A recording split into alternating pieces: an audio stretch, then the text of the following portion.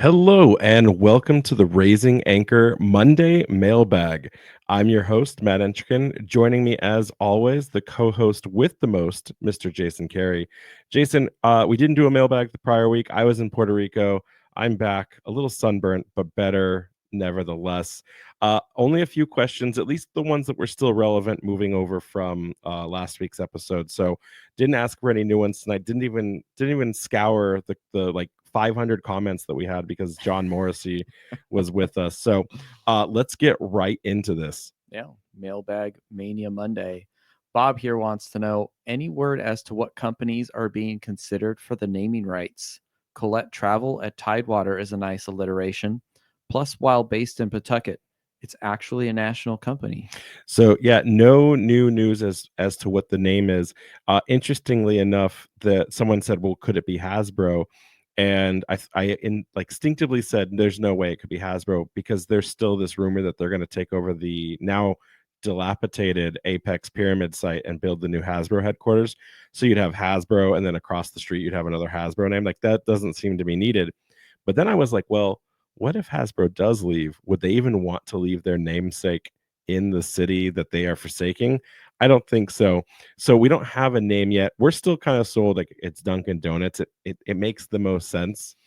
Yeah, I think as we think about it more in terms of, right, there's already some scheduled other events coming up at this place. We got to look at this from I don't want to say global perspective, but maybe a more national perspective where something has a slightly larger reach. So, as much as I would love for it to be a local company, I think because of the way Tidewater is trying to be set up to be a multifaceted venue for a bunch of different events, it's going to be something that's slightly larger than maybe some of the like local companies we got here going on. Right. And they're looking for a 7-figure plus contract. I don't know how many years that would then require for the naming of the stadium, but that kind of pushes out, what was the one you wanted? Autocrat, arena. So it's difficult. There is an article that Providence Journal released. We mentioned on the podcast about how the naming rights could come as early as April 26th. I have not heard a date be confirmed on that just yet. So I've been told that we could go several months before we see a name attached. It will forever always be Tidewater Landing. I don't think you can take that away. It'll have to be a better name, a better alliteration. To Bob's point, I don't have any other real skin in the game for it. It just can't be something that would be Connecticut based. I think that's the only thing that we have to avoid any Connecticut global companies. Yeah, no, there's some sort of Hartford company or something. Basically, Yes, any stay away from insurance, that. right? Like they call Yeah. themselves the insurance capital of the world. So any insurance company may be out. Taras asks, what are you looking forward to this season other than the Dunkin' Donuts Stadium? So even Taras is on it at Tidewater Stadium. Kind of a generic question. So Jason, I'm not to slight Taras at all. He asks, he's always committed to interacting with us. I'm gonna go a little bit more specific. What are you looking forward to from the themes? Which theme do you remember from that theme list strikes out the Um, most to you? I mean, I'll also answer. I mean, I think obviously the thing I'm looking forward to is the home opener, right? To actually be able there to experience the game with everyone else, like, and to kind of really see what it looks like and how games are there. Even weird things like, how the sun, does that affect where is it going to hit down on us at the players and their eyes, like weird things like that. Just curious and like how it will look on TV, even though like I plan to be there. I hope to go back and watch some of it and like, will we get a good view of the river there? Um, but in terms of theme nights, I mean, I still don't. I remember because I just made jokes about it, but I'm really curious, like, what was that folk metal night or what was it? Folklore for Taylor Swift. Folklore? Yeah.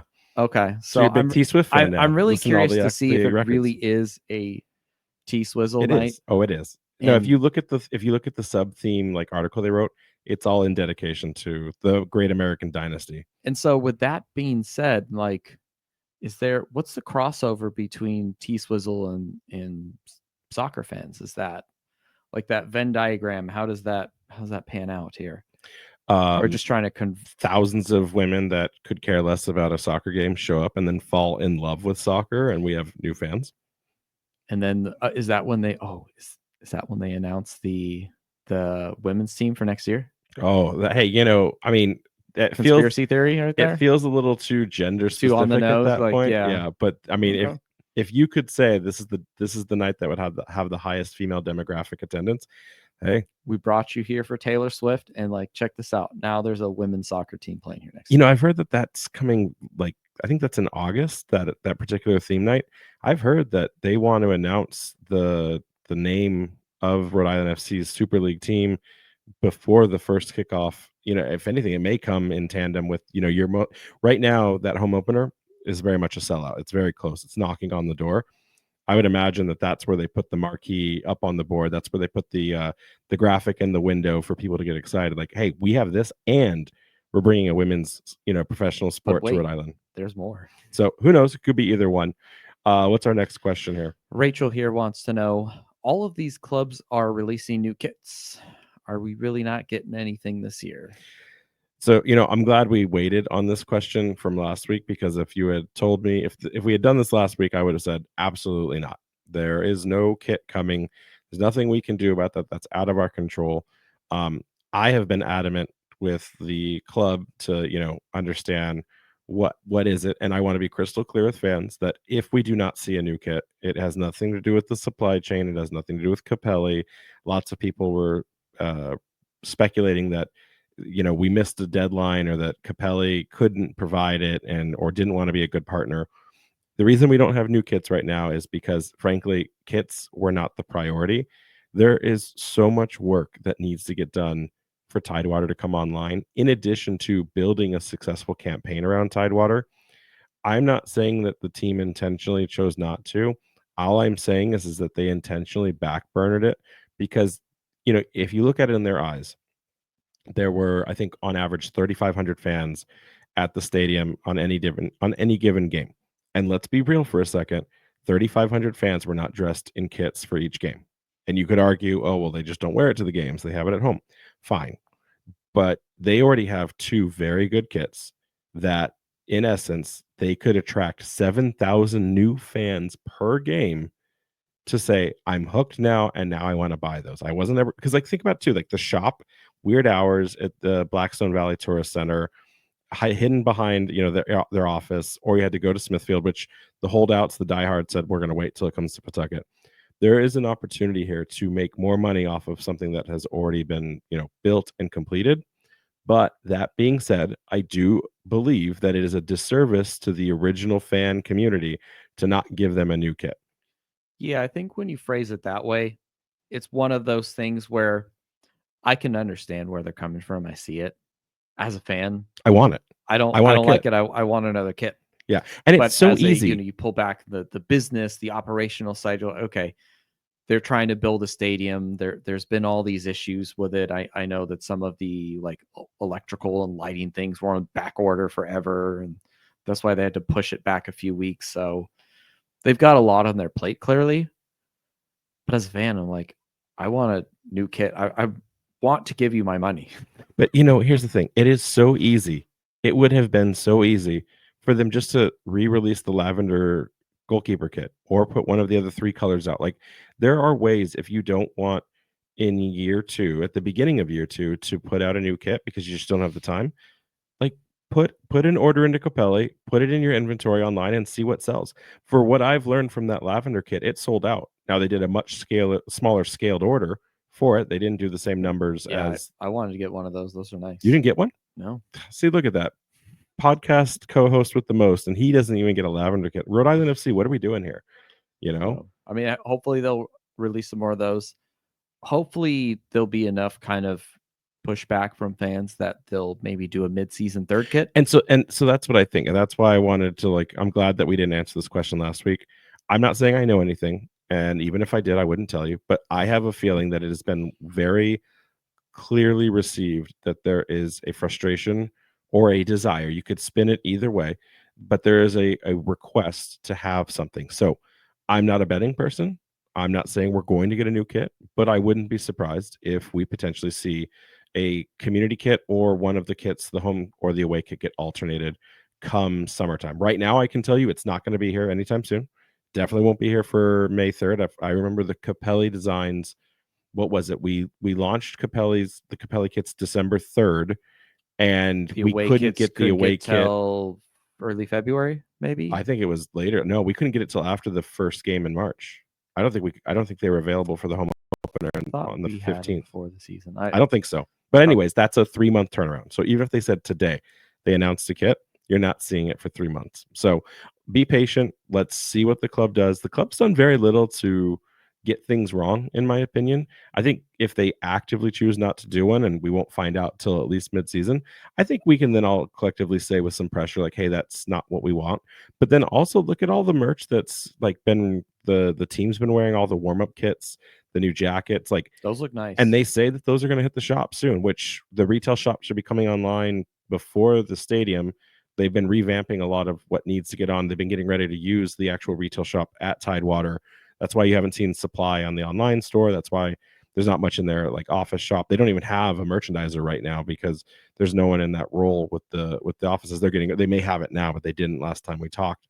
So there's things at work, but don't don't freak out. There's so many other things to freak out in this world right now. It's disappointing. I get it. I'm a fan too. I know sometimes people are like, "You're not a fan." I'm a fan just as much as anyone else here, and I have all the kits. I have the lavender kit. I want all the kits. I want all the things and stuff. So if I wasn't as big as I was, I would go take like the red practice kit, the Coke Vegas. I saw him today. I just take it off. I was like, Coke, can I just have that? Like, then I'd have the red Power Ranger kit. So it is what it is. Everyone just be calm and carry on until we find out what is needed. Next question here. Tom writes, and this is a really good one. With Johnny Rodriguez going to the Oakland Roots so late this preseason, do you think we will also get any last minute star player? Interesting. Yeah, good question. I do think that, and I mean, we also maybe talked about it in a recent podcast, that we'll probably get some more signings here. But when you use the moniker star, I don't know if we need any more star power per se. I look at this team top to bottom, and I think we have just straight up ballers in every position. But I just kind of, we've talked about this a few times, maybe a little concerned about depth up front. If they stay healthy, I mean, we've got, Chico, Williams, and Fuson, and then maybe even throw in some Maxi Rodriguez pushing up there. But if we have some injury concerns at any point during the season, and especially because not all those guys maybe play out and out striker, who could we have? We didn't necessarily really, need someone per se, but like we look last year at Doyle. He wasn't really a striker. He was kind of like a wide forward winger, but sometimes we would throw him up there, and he put in 1,000 minutes for this team last year. So I just have a little concern of like just a plan, like almost a plan C. Like I think we have plan B covered. But what if, you get plans A down and plan B needs a backup, right? Even if it's someone to literally just warm the bench and be there in training to say, hey, you know what? I think I've got enough resources covered. But if they're tired, if we're up and they need a rest, I know I got a guy here, young up and coming guy who's with the team who can get some minutes there, get some development, and like I said, be that plan C.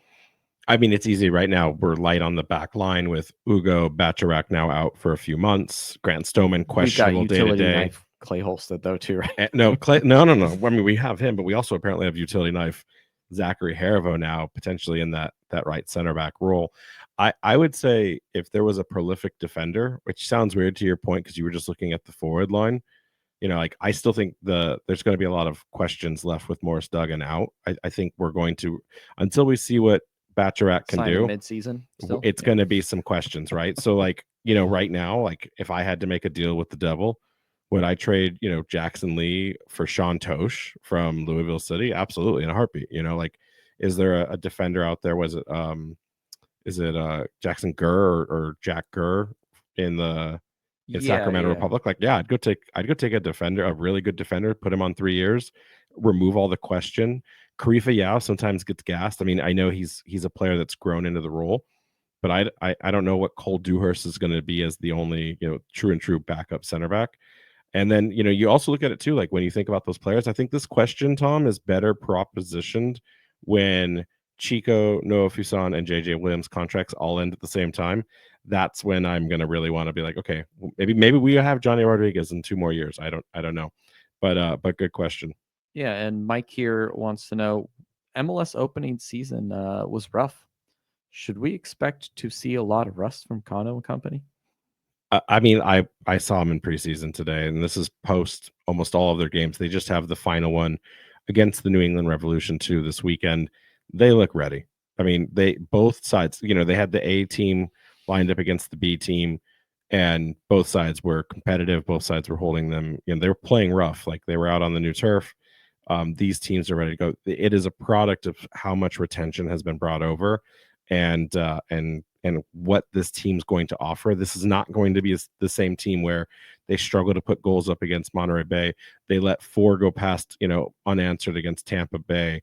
This is a team that will be, I don't want to say competing, but at least be competitive out the door. Like we shouldn't see some of the growing pains or the rust, as you would call it, going out the door. But I also agree, MLS the first week was really bad. I think they said something like it was like 7 own goals, like it was like 3 penalty misses, and it was a really bad start to the season. I mean, Hashtag hashtag not an MLS podcast. podcast. But I also think if we look at MLS here, they had a very short off season, right? They went all the way till the first week of December. They're starting in, Last week of February.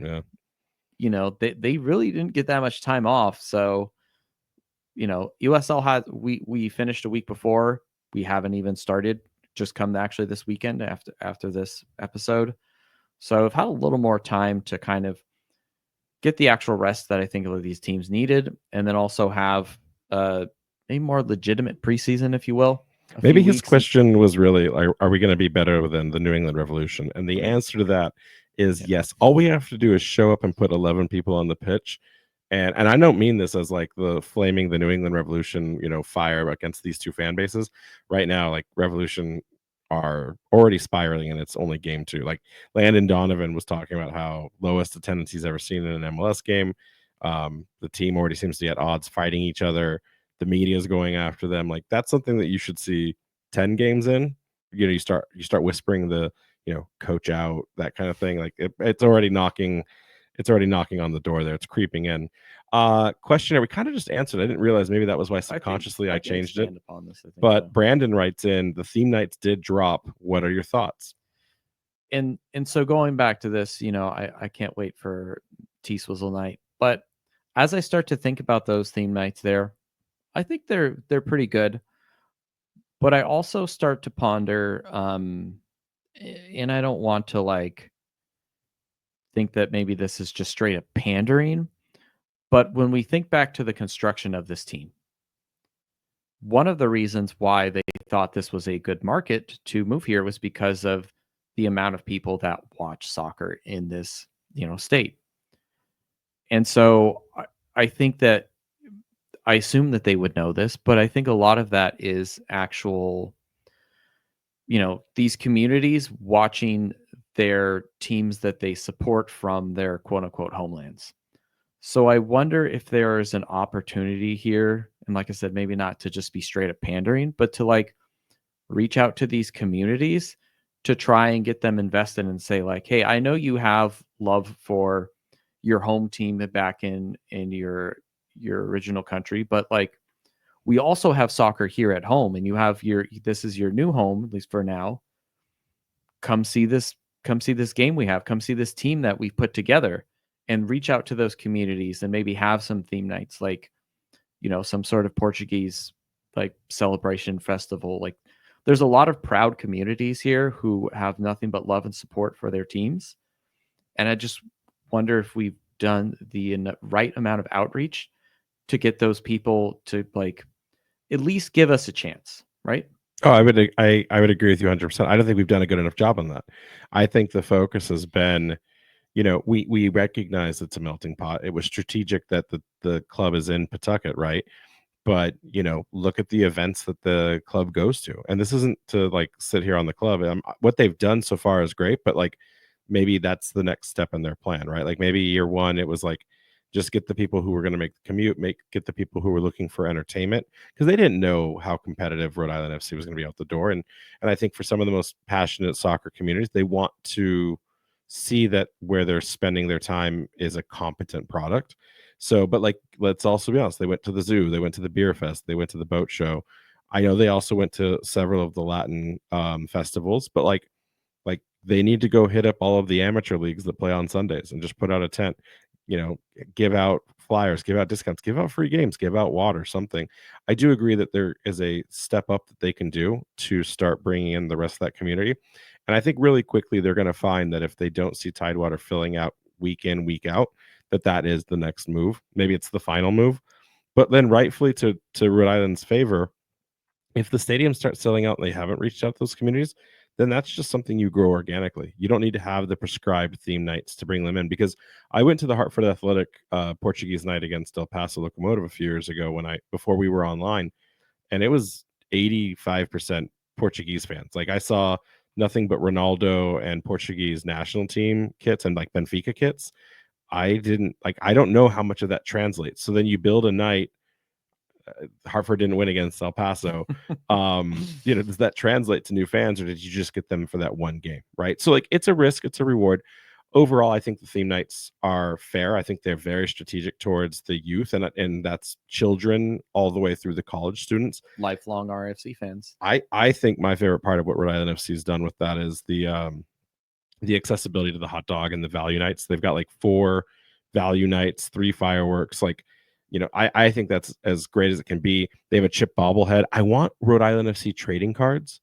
I wish they would do that, because that would be the coolest thing. And then like the kids can spend the season trying to capture the autographs of every single one of the players. I really wish we'd get a theme night or just sell it in the merch store. I've seen so many cool versions of that. But if I could get a theme night, and this is, for those of you that know what I look like, this should not come as a surprise. I would really want like a Star Wars night, like a license night of some kind. I think those are always the most fun. So didn't we see was it Oakland had a bunch of like costume night or something? I think I remember watching some game and half they do like a stands were superhero dressed night. up as like everyone's dressed up as Marvel characters. And they just do superhero, and then that's easy because then you just dress up. They don't have to go get the licensing out. They just encourage adults. Every game, the last game of every year is the fan appreciation. That is always the way it ends. But since that's the closest game to Halloween, that needs to then also by default turn into costume night. And I'm like, I mean, you did it. You're infamous now as the Blue Power Ranger. Like that, like the club needs to get on that as like an asterisk. They can do like a trunk or treat. They can do like, what I mean? Like there's more than they can do for the fan community side of it. Like that needs to be something they lean into, whether the last game is like the 13th of October or the 29th of October. That needs to happen. And then speaking about community events here, Lyndon wants to know that the 5v5 is great here for the community, but she feels like it only scratches the surface. What other community events should the club or fans be asking for or get involved with? I had to think about that for a second. I forgot this is like a week and a half ago. I'm like 5v5. And then I've remembered now. Linda's referring to the RIFC Classic now at the youth academies, all the way through adults. It's a good question. I know that Rhode Island FC is working on bringing online the foundation, which will do a lot of their charity work and their like more holistic inner charity like work. Does options. that mean we can finally get an RFC license plate too? I mean, they have not confirmed anything, but when I asked them why they don't have it yet, they said that they need the 5013C on, because you have to have a charitable donation event. Like all of those personal plates like that, they all have an organization that the money goes to. So like it can't just go to the soccer club. It has to go to something like the foundation. So once that comes online, there is a very I would believe in my heart of hearts that we will absolutely see RFC license plates within the next 12 to 18 months. The question is, like, do we see RFC license plates or Centerville Bank debit cards first? I don't know. But to answer the question and stay on track, community events, I think Defiance is already out in the community. I know a minute ago we were talking about like, how does RFC get more into the minority communities within the area? Charity wise, like I haven't seen really any kind of collaboration with Save the Bay. I haven't really seen anything outside of like Blackstone Tourist Valley stuff. Like there are a slew. Like they do like 401 gives, they do the charity phone call events. But like when I think community events, I think like I don't think like the like Dragon Boat Racing Festival to celebrate the Taiwanese population. I think more like where's the river cleanup? Like honestly, if you want one from me, Defiance needs to get on board with it already. They can spearhead it. Rhode Island FC can resource it. We need to have a Seekonk river cleanup. It needs to start now, and we just start beautifying that area while the stadium comes online. You could do other things to like just create donations. I'm a big fan of like putting together backpacks for kids, like giving them those opportunities. Defiance did a toy run for their end of the year. So Defiance does a lot of things. Rhode Island FC's maybe are just 30,000 feet higher up in the air. We're not aware of them yet. And again, like they didn't really have a home yet. Like the community is only now starting to acclimate to them. Maybe this is the opportunity. So I wouldn't be surprised if there's a ton of things Rhode Island FC does that we're just not aware of. But nevertheless, like there's an opportunity for a lot of things. That being said, Linda, great question, but my question back to you is like, don't ask what your club can do for you, but what can you do for your club? So what charities, what community events would you be doing? And maybe we can figure out what fans need to be more aware of so that they can, and let us know. We'll promote anything. I know the futsal tournament happens pretty soon for the Mundalisto crowd. So like let us know and we'll be happy to jump in. Be the change that you want to see in the world. Exactly. Steven writes in, I know it's still early, but what's going to be the toughest game for Rhode Island FC, Jason? It is still early. So what I did really quickly is I just looked at the first page of games here that would load on my FOTMob app, and I'm just gonna go based on that. And I'm gonna go with this. I think that although they lost Maxi, we just talked recently to John here. I think Detroit City FC is still going to be very solid defensively. So I think that will be tough. Charleston, it's the first game of the season. We've already played them 3 times. We know what they are. That will obviously be tough. But when we look at the away match run that we have, Detroit City will be the last quote unquote league game because the next one is the Jägermeister Cup before we go back to home for the home opener. So I think that's going to be a tough there because sure, we go to Westchester. It's still an away game, but it is part of, Jaeger. So take that as you will. Last league game before home opener, Detroit City FC away. I think that's going to be a tough test, and we'll kind of see, how our IFC have come out of this preseason. I'm just glad you didn't say Hartford Athletic. No, and the El Clamico. That should never be tough. That they're interesting the way that they kind of remember after we put the boots to them, they kind of started to like turn it around a little bit, and I think they ended the season on a run where like they could sneak in the playoffs. If I remember right, there was a weird like parallel universe where we almost wanted to root for them because they would drop the points necessary for us to take 4th, but then they didn't win their game that we needed them to win. So then it was like, okay, all bets are back off. Yeah, they knew we wanted it more than they wanted it. So I think that's fair. I think the 3 games I'm spotlighting right now really are the bookends. I think the first game of the year, it's going to be probably the toughest, right? We're coming off of the last time that we played them was only technically 2 games ago for both teams, and they might be out for blood, right? Like they want revenge, and it's there back at Battery, Patriots place, no, Patriot Point. That's at Battery Park. So that could be problematic, and they're in the top 3 echelon with us, so that could be a game that matters very early on. And then I think the New Mexico United game is going to be probably the other one where, I have this feeling, man, like that it's not a rivalry, but like the competitiveness of these 2 teams, the communities, we're going to see a good game. And I think it could come down to the wire on like one of these 2 teams needs a result, which puts extra stakes on the result itself, because maybe New Mexico needs it for a home playoff. Maybe we need it to win the Shield. Like how crazy would it be if it comes down to that? Like, because considering again how we started in year 1, now we end in year 2. And then I think Sacramento is going to be the other test. I just get the feeling, I get the impression that of the teams in the West this year, the Republic are going to be probably the team to beat. We get to see them again. They come back to Tidewater now. So I think that's going to be a game potentially of significance. And then maybe one of the Birmingham games that we play them a little bit later, which gives them more time to bring themselves online. And that's the question right now with Birmingham, right? Like, can they figure it out? if And you know Steven Termel's going to score a golazo on us.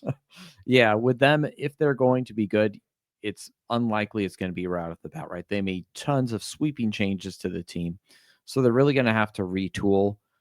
So if Sown soccer catches on, it's going to be a second half season thing for them, similar to how it happened here for RFC. Agreed. Regina here wants to know: do the RAFC players get paid enough to be considered full-time jobs, or do they have to find employment in the off season? Interesting question. Regina, obviously, I don't know what your baseline would be for salary. I mean, anything under, I think, what, 26,000 is considered the poverty line, I think, or is it 16,000? I don't know. I do know that the CBA, the collective bargaining agreement, and the USL Players Association, they actively negotiate for player salaries. Right now, I think that brings them in at a little bit under $37,000 at a minimum floor. But unfortunately, the USL and the USLPA get a little bit kind of murky on the specific details, and that can be, is the salary also part of your housing conditions? Some people will say it's not, so that like it's your this is how much you get paid, and then in addition to, the club will provide housing where you're sharing an apartment with three other players.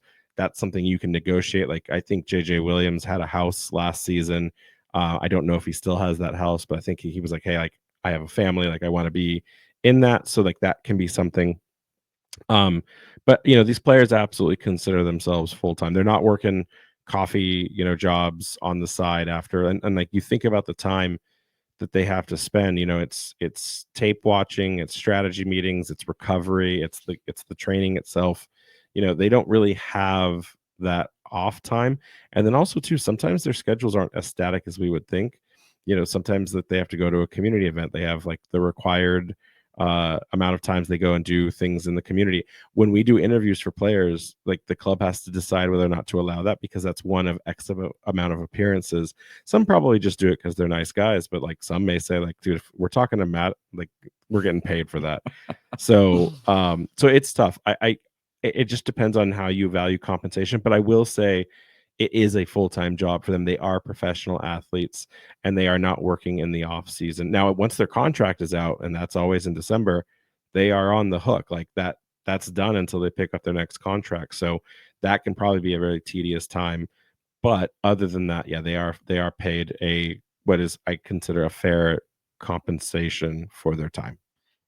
Yeah, and like you had mentioned, there are some cases where, I can't speak for RFC. I don't know all the details of this, but like we know that some of them are sharing houses together. If we live in a world where that is like compensated for them, well then actually if you cut housing cost out, that's actually not that terrible of a salary. But also I think it's important to realize too, for a lot of these players, all of the sacrifices that their families and their loved ones do to support them, to kind of help them achieve this dream. I imagine a lot of cases, some of them have girlfriends, wives, families who are kind of really helping them out to make sure that they are able to live this dream and hopefully reach the heights that they believe that they are capable of. Yeah. I mean, I'm much older now, but like looking at these players' ages, remember the common age here is 22 to 25 years old. If you're getting a chance to play soccer and get paid for it, I mean, and remember too, most of these players came up through the collegiate ranks. They have degrees, so like once their time is up and they hang up the boots, they go off to find successful jobs in whatever they're looking for. So they have skills, and they get a chance to do what very few people get to. So, everyone wants more money in this world. I want more money. Jason, you want more money. Regina, I think you probably want more money. It's just are we all doing what we love? Not as many of us, I think, get to have the opportunity to say that. So I've never once heard any of them, other than as a joke, I'd like more money, ever say like this is a problem for me. It's the life they chose, and I think most of them are happy with it, or as happy as they can be. So, really fun questions. I always love being able to get to talk with the community. Someone emailed me while I was out, like I said, like what happened to the mailbag, and I was like, I totally forgot to last week put one out. So we will continue this mailbag as long as you continue asking great questions. Again, you don't have to wait till Thursday. You can email us, you can DM, you can whatever you want, send a carrier pigeon if you know where I live. I don't care. We'll always make sure that we can get these answered for you. And then in the weeks where we have like a player interview, we'll probably just release these still on Monday and then like break up when we do a player, because normally we used to drop those on Monday. So we'll find the right rhythm and reason. So Jason, anything else? So Mailbag Mania Mondays. Do we need to get like a different intro song? Is this a archive like different podcast? Should we? What's the song? Manic Mondays. So we just have that and get copyright slapped every single time. I'm in. I don't know. Maybe whatever maybe if we find a song that fits the vibes, we feel like what that's a Mailbag Monday song. Let's check the Talking Heads discography and workshop some ideas. All right, let's wrap it up here then. So make sure, guys, to check our friends over at the Blazing Musket for all of your New England soccer coverage, including RFC. And that's at theblazingmusket.com. You could follow us on Twitter, Threads, and TikTok and Blue Sky at RAFC Podcast. We have an Instagram at Raising Anchor. And, of course, the website, raisinganchorpodcast.com. Anchors up, everyone, and we will catch you next time. Anchors up.